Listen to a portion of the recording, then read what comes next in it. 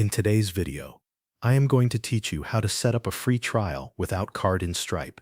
Start by logging into your Stripe dashboard. Before you make any changes, check that you are in the correct Stripe account or workspace. This is important if you manage more than one business or project inside Stripe.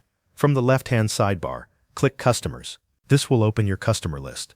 Find the customer who should receive the free trial and open their profile. If the customer is not already in Stripe, click Add Customer and create their profile first. Make sure the customer record is saved before moving on. Once you are inside the customer profile, look for the Subscriptions section.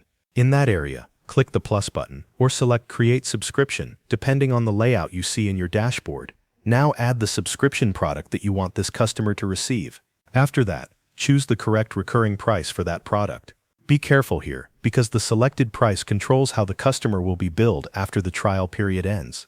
Next, scroll down until you find Subscription Options. In this section, turn on the trial period setting. Stripe will then allow you to define how long the free trial should last. Enter the number of trial days you want to offer. When setting this up, leave the payment method blank.